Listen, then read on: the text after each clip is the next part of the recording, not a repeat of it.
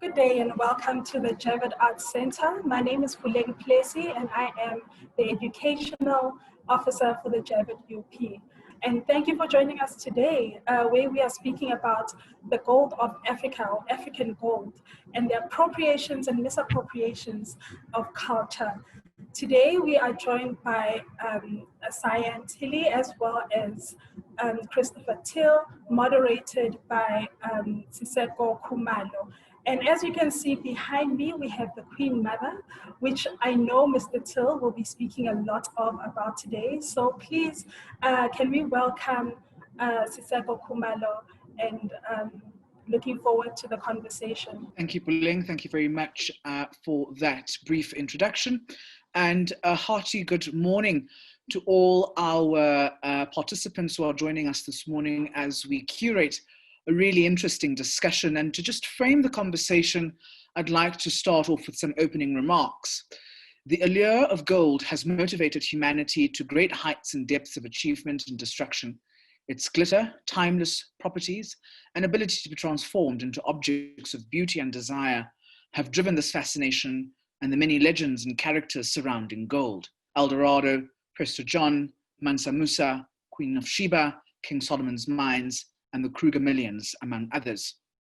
Carried along the trade routes of Africa, through the Sahara and down the Nile, and across the Indian Ocean and Mediterranean Sea, African gold has been the currency of kings and the symbol of power and wealth the world over. The formation of the first African states took place at the same time as the demand for gold grew in the countries around the Mediterranean and Arabian territories. With the introduction of the camel and change in climate, trade across the Sahara and with the West African territories of Ghana and Mali became viable. Muslim traders and their camel caravans traded salt, pottery, and glass beads for ivory, slaves, and gold. West Africa, in the later Middle Ages, supplied almost 2/3 of the world's production of gold between the 11th and 17th centuries. Consequently, this African El Dorado became known as the Gold Coast. By the 16th and 17th centuries, African territory was divided into many independent kingdoms, and it took until the 18th century for the Ashanti to take control of other kingdoms in the area, developing a powerful civilization based on gold. In the same breath, we cannot understand the role and function of gold as a cultural artifact without understanding the varied ontologies and how they relate to this coveted natural resource. Put differently, the different ontological positions that constitute the multivariate identities that make up our worlds have seen different cultures viewing gold and other precious metals in different ways. A principal example is found in the mountains of Tabazimbi. With the discovery of iron ore deposits, the relationality to such a find for blackness and indigeneity was not to excavate and exploit this resource, for the name Tabazimbi itself is denotative of the implications that the minerals found in this space pose to the social order. In simple terms, when we pay attention to the linguistic nuance in the name Tabazimbi, we discover what could see at terms an Adamic language in which things are their names. This is to suggest that with the conscious knowledge that iron ore was used for the purposes of forging weapons, Tabazimbi denotes a realization of the destruction that a discovery of this nature entailed for many societies that surrounded these deposits. By this, I seek to suggest that both culturally and ontologically, there is a negotiation with the natural resources that the African continent offers to its children, with the contemporary artist Unziga in that well-titled song Al-Kebulan reminding us that the children of Africa are royalty with gold running through their veins. Keeping with this relationality of natural resources and how these relationalities are negotiated, I am reminded of how the discovery of gold on the continent has led to incredible amounts of destruction, pillage, and plunder that is predicated on human greed and cruelty. This dates back to the civilizations of the ancient Egyptians, who kept slaves to mine their gold reserves, justifying systems of injustice, oppression, and domination by locating certain beings in the realm of the mythical through depicting them as gods who kept slaves. This contemporary logic of exploitation, injustice, and domination is still seen to this very day, with a continued displacement of people owing to the exploitation of land due to the discovery of natural mineral deposits. In 2014, Angela Davis, in conversation with Toni Morrison on the topic of literacy, libraries, and liberation, makes the observation of how Anglo-Gold Ashanti was attempting to evict local indigenous communities from their land owing to the discovery of minerals. What Davis reveals is the irony of how a mining corporation led by a black chief executive at the time was driving the eviction of people from their land, when such an executive was probably not only privy to, but also could potentially be located in the history of such violences as they played out under apartheid. In simple terms, the irony lay in how one individual who comes from a group of previously oppressed people was ready to enact violence, the same mode of violence, on the people whom the said individual could have shared lived experiences with. Put crudely, as we curate a debate on African gold collections, it would be remiss of us not to consider, even in cursory form, from a heritage practitioner standpoint, as well as from an intellectual standpoint, the imbrications of violence, dispossession, and injustice that constitutes the surfacing of these minerals, such that they serve the purposes of enriching a few while continuing to locate some in systems of exploitative labor relations. This is not to say that there was no place for gold prior to these modern forms of slavery, but mine here is to highlight the ways in which the conversation is deeply nuanced and requires multi-perspectival understandings, such that we can be able to better appreciate these artifacts, specifically as cultural artifacts. To deliberate on these issues, I am joined today by Christopher Till, who is a fellow Rhodent as an alumni of Rhodes University.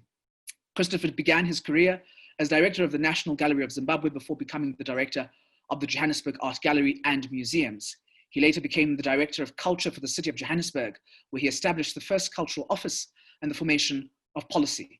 He was responsible for establishing the Johannesburg Biennale, Arts Alive International Festival, serving as director for both, and the rebuilding, political transformation of the Civic Theatre, now Joburg Theatre. He is known for the establishment and redevelopment of the Newtown Cultural Precinct. Till has professional distinctions in many areas, including being the founding board member of the International Council of Museums Fine Art Committee, chairman of the Cape Town Triennial Organizing Committee, amongst many others. Along with Christopher, I'm also joined by Dr. Sian Tiley-Nel, who is the head of the University of Pretoria Museums and curator of the Mapungubwe collection. She majored her BA in Applied Anthropology and Archaeology with an honors degree in archaeology in 1997 and completed a postgraduate diploma in Heritage and Museum Studies in 2003. She was awarded academic honorary colors in 2004 by the SRC and was awarded a Conservation Studies Scholarship in 2006 and received honorary status as a Laureatus Conservator by the South African Institute for Objects Conservation. She completed her MA in Ceramic Technology and Archaeology in 2014 and completed a PhD in History in 2019. She holds several professional memberships, has curated major exhibitions, and published widely in both the public domain and in academia, spanning a 20-year career at the University of Pretoria. She is currently the chairperson of the Museum Management Committee, a member of the Research Committee of the Faculty of Humanities, and also serves as the sub-editor of the SAMAB Museum Journal. To start us off then, I'll ask Mr. Till to give us a bit more understanding around the collection that is housed in the Javett. Christopher, over to you. Thank you, Siseko, and good morning, everybody. It is certainly a wonderful opportunity for us to bring to the attention of the public who have been denied access to the Javett since March, although I can announce that we are reopening to the public again on the 24th of September. So in that period of darkness, so to speak, the gold collections have continued to glitter. Now, the first collection is the Barbie and Mueller collection of West African gold. And that collection, together with the Mapungubwe collection, are housed in a purpose-built wing of the Javett. It is a concrete structure, a cast concrete structure, which takes its architectural reference as an echo of the mountain where the Mapungubwe gold was buried. The building itself is part of the Javett Art Center. You can see how the Mapungubwe and Barbie and Mueller collections are at the forefront of the new Javett Art Center as you approach it from the parking area. The following slide shows you the entrance into that concrete structure, and it is a timeline, a world chart of world history, to which we added a gold history below it, and it sets off the time and what elements and what historical chronological narrative these collections in effect represent at particular moments. The following slide is an architectural drawing just to acclimatize you as we go through these pictures as to how we have exhibited them. The collection is contained within a number of glass cases, which we have suspended from the ceiling, and it is the manner in the curation of this collection is to draw attention to its artistic elements as well as the historical narrative, which we'll get to a little later. The next slide would give you an indication of what this collection consists of. The history of it is one which touches on the fact that we have, in bringing this collection back to Africa, a restitution of a collection which had been housed in a museum in Geneva in Switzerland. It was collected by an industrialist, a Swiss industrialist, who had interests in Africa, and over 50 years he built up this collection and brought it to Switzerland, where he placed it within the Barbie and Mueller Museum, which is a private museum in that city, which has collections of artwork around the world in contemporary work. The next slide gives an indication of how the collection is shown within a dark space. You would enter through the doorway, you can see, and surrounding you is the collection exhibited in these glass cases, suspended on glass, so that they almost feel as though they are hanging within a sacred space. Now, the collection is made up of items which are essentially from West African countries of Ghana, Mali, and Ivory Coast. And they show how gold was an element of those civilizations, a central element of those civilizations, even to the point where gold dust for centuries was used as a means of monetary value. So the dust was weighed and items were paid for with that gold. The gold is alluvial in the sense that it was mined from the rivers in those areas, and the goldsmith used techniques, casting techniques, to create these extraordinary elements of power and wealth, which were essentially elements of kingship, royalty, and power in a society where gold, as I've described, is held very highly. In the central showcase, you can see a large crocodile, you can see a mudfish and a monitor lizard.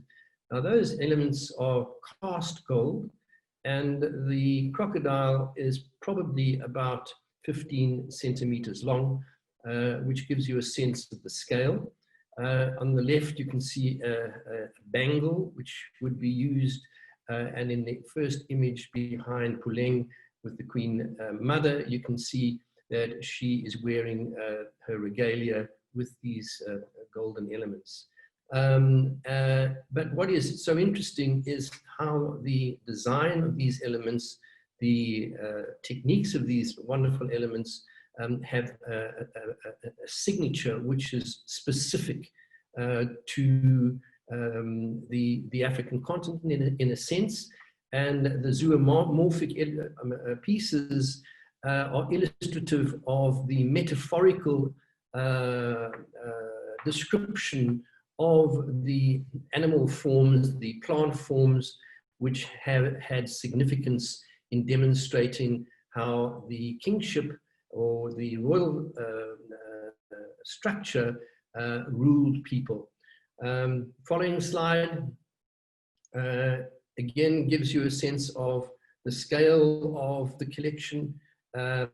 It is shown without labels, and on the wall to the left of this is the information, and the information revolves around the metaphorical elements that I've described. It speaks of the techniques used, it speaks of the people who wore these items of adornment, and it is shown in a way which gives the sense of the pageantry which one still sees in parts of Ghana when the king, the Ashanti and his entourage are in attendance in ceremonies and public gatherings.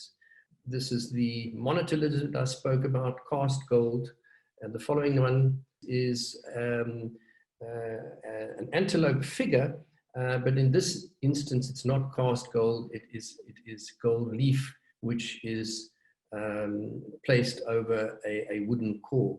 Now the collection exhibited in the Geneva Museum, the Barbie and Mueller Museum, was brought back to this country, purchased by Anglo Gold at the time, and a collection I installed in a 1780s house, Milk House, an ironic introduction of a gold civilization from Africa in a colonial building.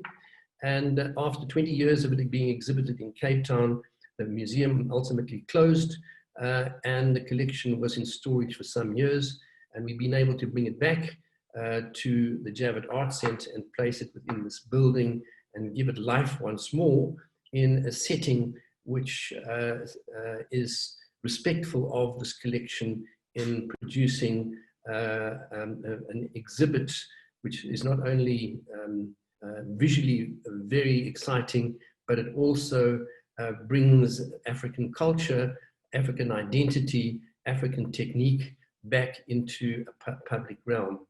The next slide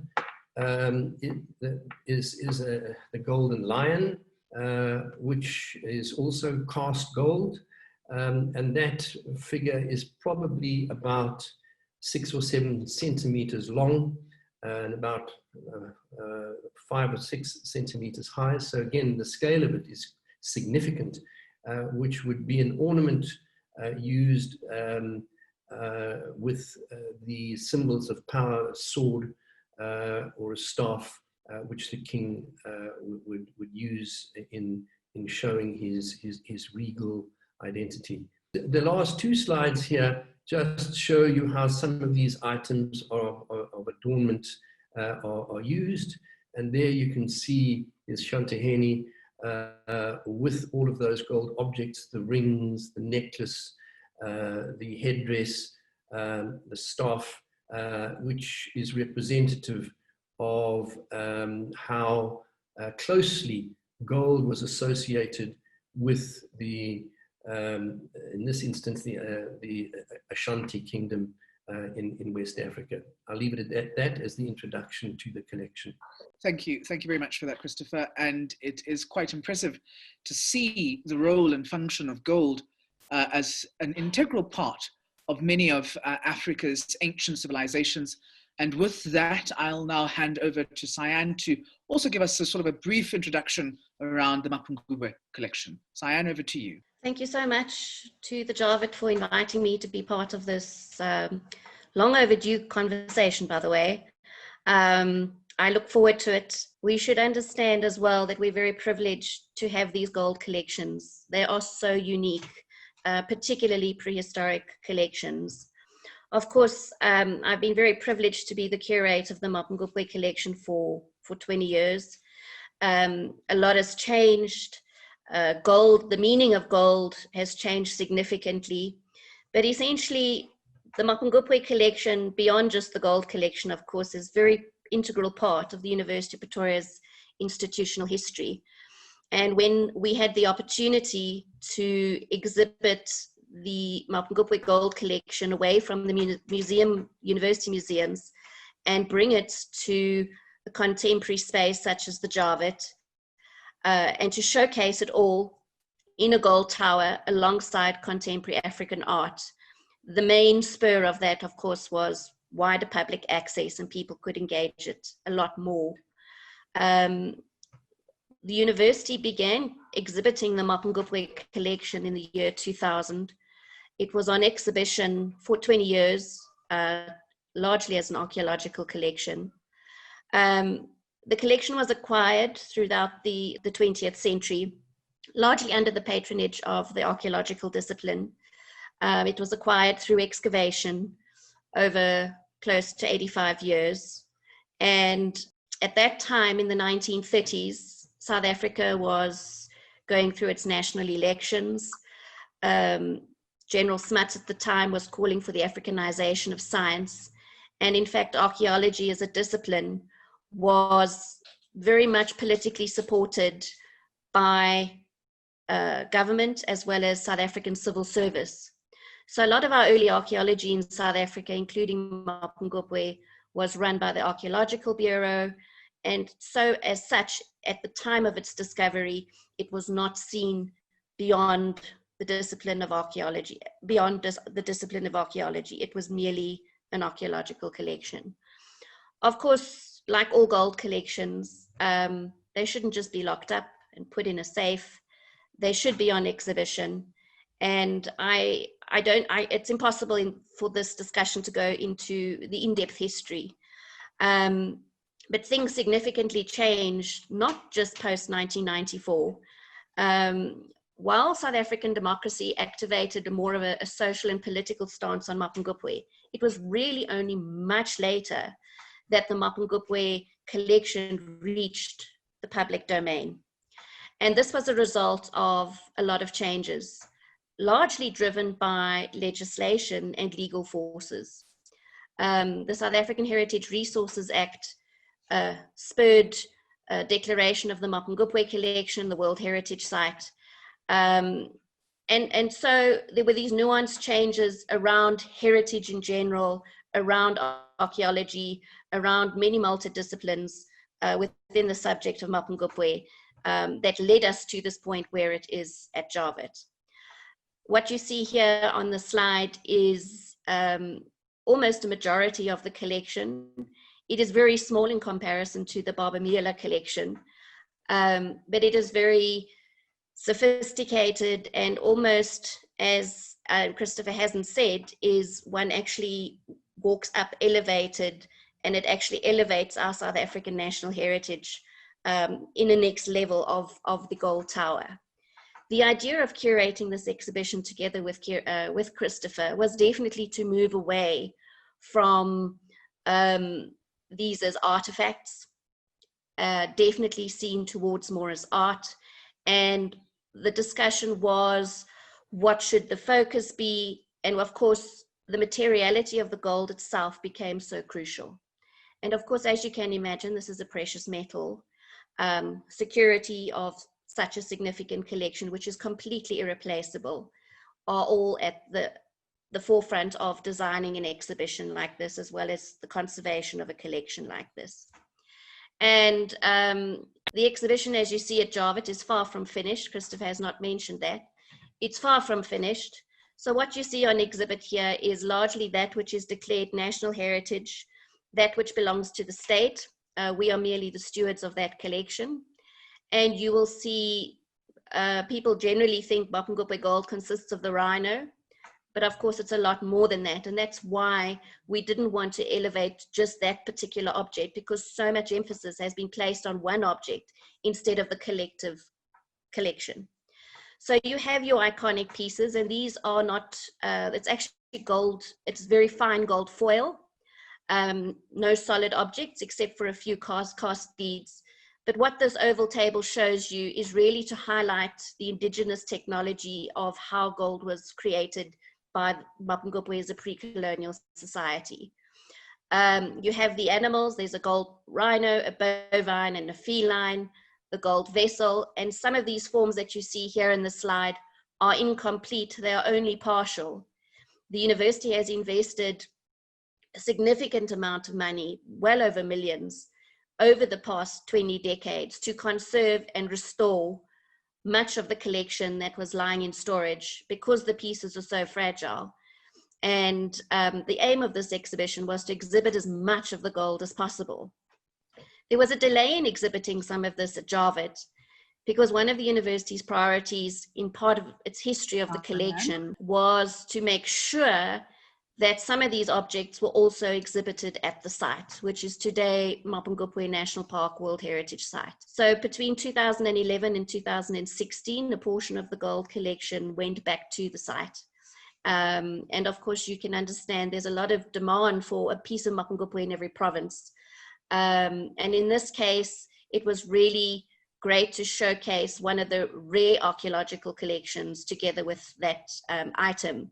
But I think it was more important for the exhibition at the site to first be established as a matter of priority, and the university has a strong partnership with Sandparks in that regard. So the collection that you see here, the remainder of the Mapungubwe collection, obviously consists of what you were saying, the trade glass beads, many other items that are significant and iconic of Mapungubwe's history and are exhibited just up a walkway in the old arts building where you can see the ceramics and other items from the collection. Just in closing, Siseko, I just wanted to say that Mapungubwe's collection's discovery started out as ignoring the oral histories. It was largely based on finders keepers discovery and scientific excavation. And over going into 85 years, we have definitely moved the Mapungubwe collection into a social and political domain. And that is where we are situated today. Thank you. Thanks for that, Sian. And I think in many respects, what you suggest for us here are the ways or the contestations, I suppose, and maybe even the developments, right, around collections and how it is that collections are acquired. And it's interesting to me because there are two components of the conversation that come up.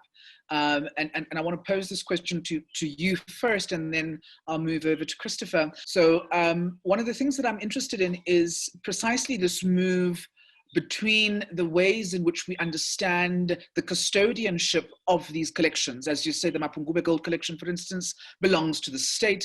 And as the University of Pretoria, we are merely sort of a functionary in terms of making this particular collection accessible to the local communities in terms of the Greater Tshwane area and even the greater South African public.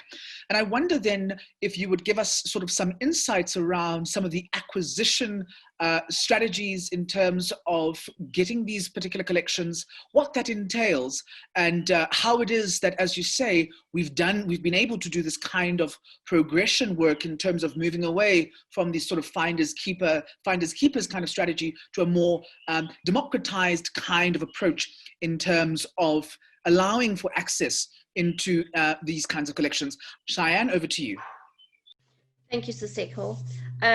Well, cultural institutions, basically, from a very broad perspective, the acquisitions within a university environment or any museum environment, acquisitions can arrive by, in this case, field excavation, field collecting, donation, bequest, purchase, loan. There's many ways to acquire a collection. There's always an ethical and legal thread through those acquisitions. And I think South African legislation had a strong role to play, particularly in the 1930s, and of course post-1999, keeping in mind the Mapungubwe only became a signatory to the World Heritage Convention in 2007. So in fact, we were a bit late. I wouldn't say definitely at the dawn of democracy things changed. In my mind and from my experience in the past 20 years, that only came post-2000, those changes. Of course, all museums have to be mindful of what they acquire, legal, and in the sort of traditional sense, context and provenance are very important. But what has dominated those discussions today are more moral questions over and above the ethical questions. And of course, more acknowledgement to the creators and the recognition of who those objects belong to. And of course, Mapungubwe is a bit difficult because you're talking about a 1,000-year period. So museology has had to move forward and adopt ethical principles. And the one way we at the University of Pretoria Museums did that was by becoming members of the International Council of Museums. Of course, Mapungubwe later as a UNESCO World Heritage Site, we have to abide by those rules and regulations. I'm not saying, and of course South African legislation takes precedence, but we needed to borrow those rules and regulations, those international regulations. One of the most important things from a university museum is we are not a declared cultural institution. We fall outside the ambit of the Cultural Institutions Act. So obviously other than the Higher Education Institutions Act, but we needed to use some form of benchmark and policy guidelines to follow that as responsible curators. And as you say, it's a lot more than a functionary role that the university has, curating these objects and acquiring them on behalf of the state. It's making sure that you make responsible and ethical decisions. And I'm definitely moving more towards moral decisions over ethical, I'm not saying unethical, but more moral decisions about that. And of course, one of them is because it's a gold collection, please do not forget that this is a highly valuable, it's irreplaceable in terms of monetary value, but the illicit trafficking of cultural heritage in Africa, particularly African heritage, symbolic items, you name it, is very high. It is one of the biggest risks. So we can have as much legislation, and a lot has been done in terms of restitution, repatriation, so many of those other, instruments in place to protect a collection by this. But I'm not sure if you know that ICOM has developed what you call a red list. Items of high value that are most suspected to be stolen from a museum. And Christopher can also tell you, these red lists have become so critical across the globe. We have red lists from Africa, China, South America, all over, where they actually list accessioned objects within a museum that are of high value. And of course, these objects, of course, of symbolic value and obviously very, very close to several communities. And I think that is also one of the biggest risks. So when we're talking about cultural appropriation or acquisition, we need to also talk about risks at the same time. And thank you for that, Sian, because I think what you're suggesting to us here is that there's a fine line that needs to be sort of treaded between communities, the state, as well as state institutions, i.e. public universities, yes, which need to be facilitating accessibility to some of these cultural artifacts. But I want to move over to you, Christopher, to sort of interrogate the ways in which that particular conversation then also begins to straddle the private sector community, so private sector community, whereby, for instance, we can have a gold collection in the Javett Gold Tower that is sponsored by a private company, and how it is that private stakeholders or private entities can begin to play their part, I suggest, in terms of propping up or contributing to national heritage, as well as sort of contributing to questions of culture and identity formation around the acquisition of these items. So if you don't mind sharing some thoughts on that particular, on those ideas. Well, I think Sian has outlined how collections or directions of how collections are brought together. And as you just pointed out, this particular collection of Barbie and Mueller was brought by a mining company, Anglo Gold Ashanti, which you spoke of earlier on. But if you look at the Javett as an institution, which has set itself the objective of looking at the identity and African identity and how that is reflected in the work that it does, in the collections that it holds, in the exhibitions that it brings together, and the discussions such as this one and the public programming, which is an incredibly important part in engaging with communities. When it comes to corporate collections, and we have another corporate collection on loan to us, which was the South 32 collection of South African art. It was originally the Billiton collection, And that's been given to us on loan for 10 years. Now, we've taken the responsibility to bring that collection to life once more. It was bought and paid for by a mining company again, and they stepped into a space which was held by institutions, but they did not have the money to buy many of these works. And at a particular moment, Billiton decided they wanted to build a new collection, a contemporary collection of South African art, as a reflection of the change in society and the change in their own direction with regard to how they saw the world. So art in this instance played a role looking at the social and political moment through the eyes of artists, but it was brought together by a corporation. And as I've said, other institutions such as the National Gallery or the Johannesburg Art Gallery, whatever they are, the public institutions, their resources were inadequate to be able to create those collections. So there is a role. In contemporary moments, you'll see companies like cell phone companies, NTN, for example, they've built a really interesting collection of contemporary South African art. So they are playing a role in a sense of a social responsibility in a way. I mean, one might also say, well, it's also playing to justifying what their business represents in a way where that sponsorship is seen as being important. So there is a place for corporate collections.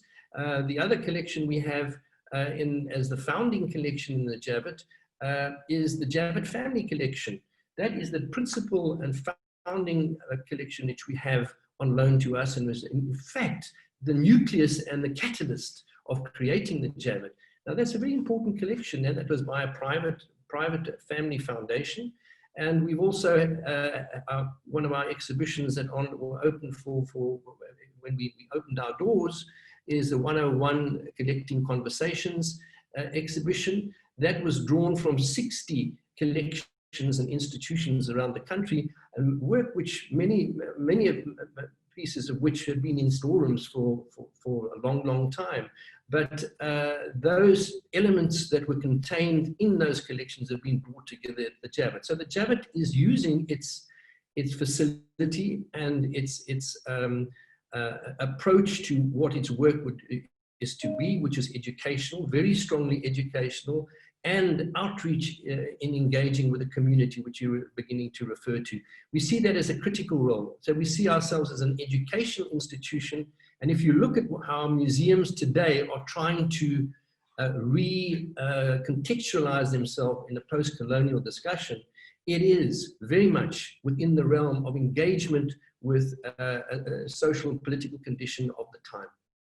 Thank you for that, Christopher. And that takes us to something that Sian begins to talk to earlier on in her contribution, which is that distinction between the moral and the ethical choices that institutions, that heritage institutions have to sort of play with as they think about their acquisition strategies, as they think about their curatorial strategies as well. And as you suggest, Christopher, there's this question as well of sort of positioning art institutions as pedagogical institutions or institutions of learning. And I want to tie in the last two questions that we have so that we can have also some time to engage some of the questions from our public. I want to tie in the justificatory moves that we can be able to bring in, for instance, when you're thinking about the acquisition strategies of art institutions, as well as heritage institutions, and what those might be, and whether or not these appropriations that we can sort of call, because if we think about, for instance, the displacement of these collections from the original sites, we can see those as appropriations. And can we justify those appropriations to suggest that maybe these art institutions are playing their function or role in terms of curating a national story, a national cultural story, and what that sort of means for us then in terms of precisely this question of education and identity formation?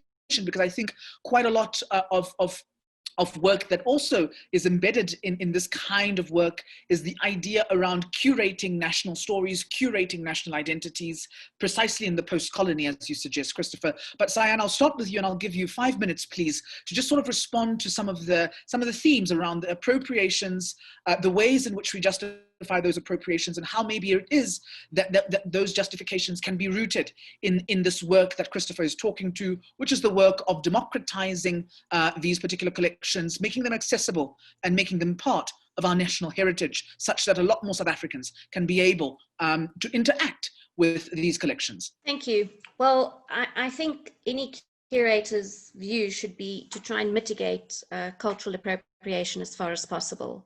It is harmful, it's detrimental, it's disrespectful, whether knowingly or unknowingly. And in some case, it is in all honesty unknowing. The Mapungubwe collection, of course, is a very significant case. It is one of the most highly contested collections, archaeological collections that there is, even from its onset of discovery. And even today, the appropriation of gold, not just cultural heritage, is still a significant factor at Mapungubwe.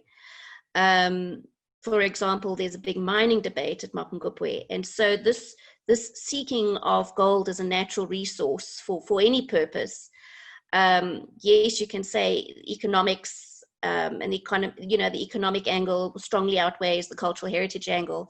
And unfortunately, that's what we've been seeing at Mapungubwe, is that money is power, and making jobs and having mines and looking after these resources is sometimes overshadows the cultural heritage needs. And we've seen that within the Mapungubwe cultural landscape.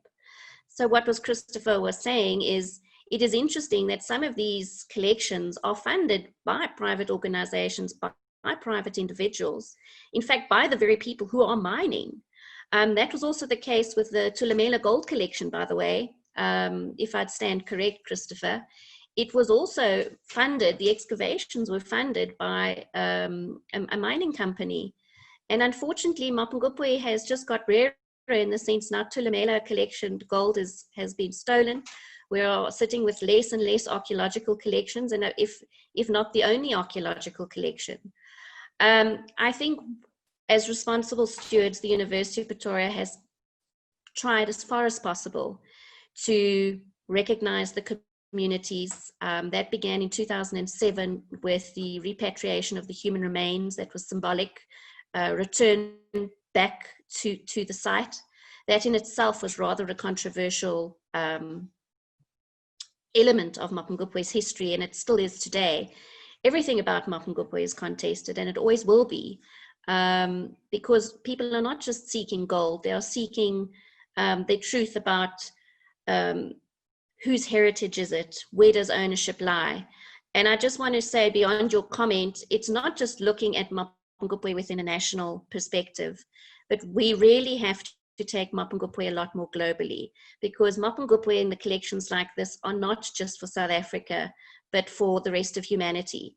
And we need to make sure, and I mean, Mapungubwe went to the British Museum, the gold collection went to the British Museum for the first time in 2016. And there was a lot of controversy about taking that collection out the country to a colonial institution such as the British Museum. But 75,000 people saw that collection. And as a result, after that, people came back to South Africa, the tourists came back to South Africa wanting to know more. And I don't think that we can make cultural heritage, yes, we must recognize the communities and the research community, of course, within an institution such as ours. But I think we should be looking a lot wider. Mapungubwe, as the society traded internationally, it was the first steps of globalization. So Mapungubwe has a lot more global links than just within our own national history. And that's what I would like to see more. And I think that engagement with obviously the traditional communities is crucial going forward. And that's why the university signed an agreement. And that is why we work closely with SANParks, because the communities are obviously engaged with SANParks in terms of the property and the landscape, but also international community.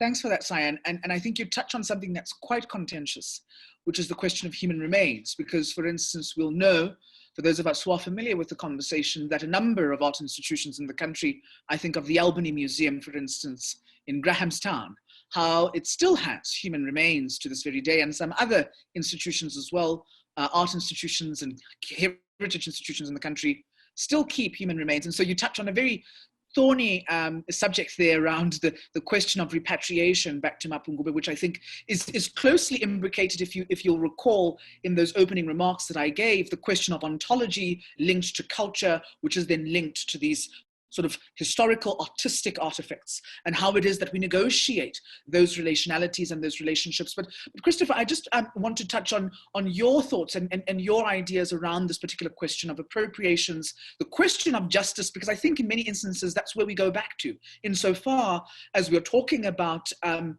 insofar as we're talking about these collections, we also go back to the question of justice and how it is that art institutions negotiate that question of justice. And I think Sian also gives us some sort of leeway here in the sense of we've privileged the economic conversation to the detriment of the cultural conversation. But I think there's something to be said about marrying the two, right? Seeing culture as that economic hub, as that economic inspiration, as much of the collections, the sort of corporate collections have showcased how in many instances corporate culture can itself invest in this cultivation of national identity. So it's that question again of justice for me that comes up. And I wonder what your thoughts would be on that framing, Christopher. Well, I think you've touched on a central element of and I'll use the word dilemma, of museums around the world, and the call for the restitution of cultural property, obviously, the justice that you speak of, the voice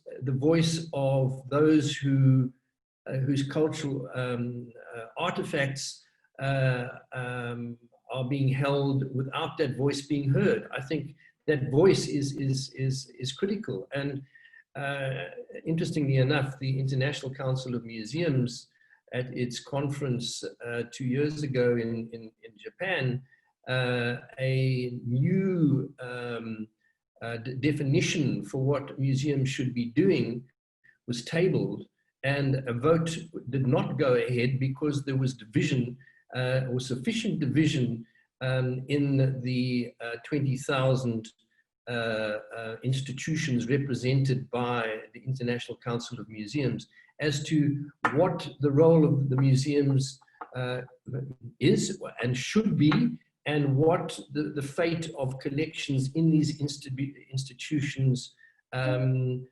is likely to be in articulating the return of material to communities, or the engagement with communities, and how that should be articulated. So that's again where we are setting out of the Javett to be at the forefront of that discussion, at the forefront of that debate, and bringing in the voices to give the items, the artifacts, history, memory, and dignity, and these must be restored, and they must be engaged with, and the voice of those who are closest or represented by those items and elements needs to be heard. And I think that's a critical part of I think the Javett's motivation, and that is where the synergies between the Javett and the University of Pretoria is such an interesting one, where we can bring in a transdisciplinary approach and engage with these thorny and difficult questions in a manner in which we can put sufficient research, a sufficient discussion, dialogue, debate, and use the Javett as a platform for these interdisciplinary interactions which we are engaged in. Thanks for that, Christopher. And I think it begins to touch on, in many instances, precisely as you say, the opportunity that is presented by such a marriage between the Javett Javett-UP Arts Centre as well as the university, because already I'm beginning to see, for instance, connections between how we think about political theory, for instance, as political theorists, around questions precisely of national identity, questions of belonging, and how we begin to theorize those questions using some of the artifacts that we have in terms of the collections, both borrowed collections as well as permanent collections that are housed in the Javett-UP Arts Centre. But I'd like now to start with the time that we have remaining to sort of think through some of the questions that have been posed by the public.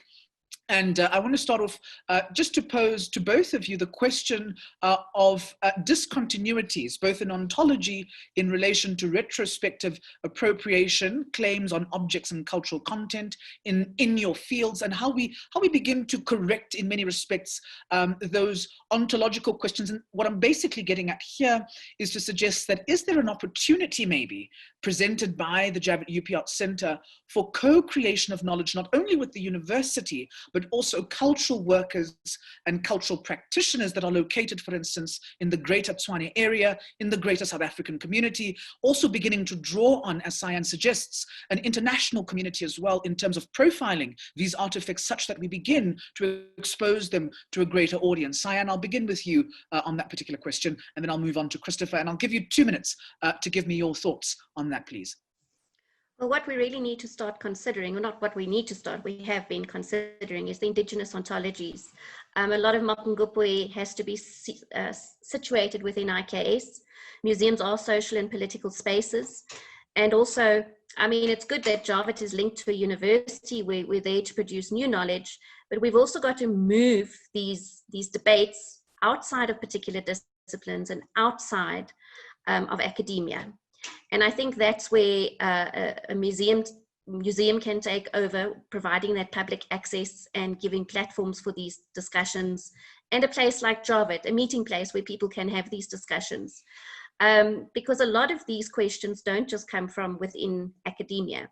While I was preparing for today's discussion, I realized the Department of Arts and Culture is working on a repatriation and restitution policy. SARA is working on an alienation policy. We've signed agreements regarding the collective responsibility of how Sandparks is managing the landscape, and the university is one of the custodians of the Mapungubwe collection, and the Heritage Agency have formed an agreement. None of those documents mention cultural appropriation, okay? So obviously within a legislative point of view, there's an issue. We know that decolonization is happening on many other fields. I know it's happening very closely in your field, for example. I know within archaeology, there are discussions about decolonizing archaeology. We haven't yet in South Africa begun to talk about the decolonization of museums, from whether it's coming from practitioners or professionals. I'm going to ask you something very, very provocative here, which is to say, if we think about the decolonization of museums, what Pandora's box do we open? Because in many instances, we all know that a number of museums globally house some very, very precious historical artifacts to certain communities. And if we start to throw those questions to such heritage and cultural institutions, do we not pose the challenge, or do we not encounter the challenge of really posing more problems than maybe solutions? I wonder. No, not at all. I say you need to open that Pandora's box. It's inevitable. You need to have these discussions, no matter how uncomfortable. We've been having these discussions with other museum colleagues at university collections from South America, UK, Europe. These are very uncomfortable discussions, but we have to start talking about them. So yes, I'm not saying completely there aren't these issues about decolonization within the museum sphere in particular, because everyone wants to treat it with kid gloves and go, oh, I don't want to talk about that and whatever. But I think it's really by time that we muscle up and we really start talking about these issues.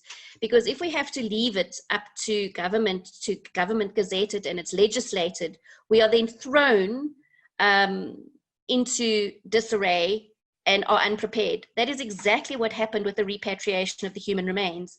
It was an unprecedented case where we repatriated Mapungubwe remains to community in the absence of legislation. Now that legislation, it still hasn't been passed.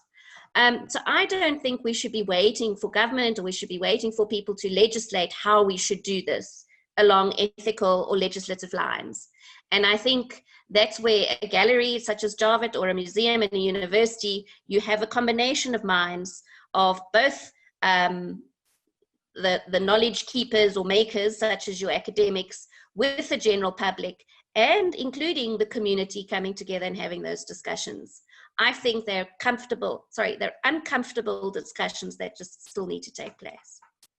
Thank you very much for that, Sian. Christopher, your thoughts on this? And before I hand over to you, Christopher, maybe I want to pose a question that has been asked by Zenzo, who asks a very multi-layered question, but I'd like to find out, for instance, or the question has been posed rather, whether the artifacts that are housed in the Gold Tower are actual artifacts, or are they replicas of the artifacts? And I think that that's a really, really interesting question that's coming from the public. But I'd also like to get your thoughts on some of these, I suppose, thorny and very difficult questions with respect to repatriation, appropriations, and I suppose a sense of ethics in this kind of debate, as we have it with art institutions and with academics alike.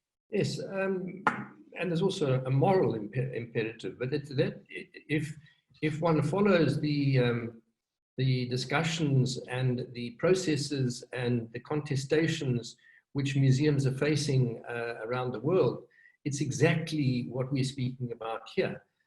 What is interesting is that the argument that Africa cannot receive the objects which are being asked to be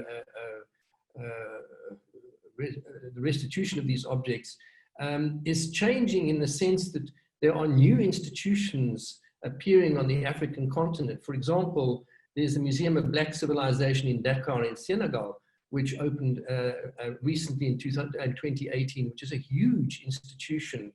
And what is so interesting is that the president of France, Macron, has come out and said publicly that these collections need to be brought back to the people from whence they came. And that is a powerful and strong message that is coming across. But the ability of museums within Africa to fulfill the role of recontextualizing those objects on the continent is growing all the time. And I think what is pertinent to us at the Javett has loan collections.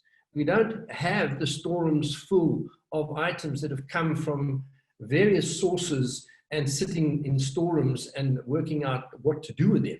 We have a blank page to build on. And I think that gives us an enormous power to perhaps be at the forefront of this debate and discussion and formulate what we do in the Javett and how we do it. Thank you for that, Christopher. And I think it really touches to something quite exciting, I think, for me in any case, which is the opportunity that is presented in the formation of new art institutions to really reconceptualize both the role and function of art institutions and how it is that they have existed historically.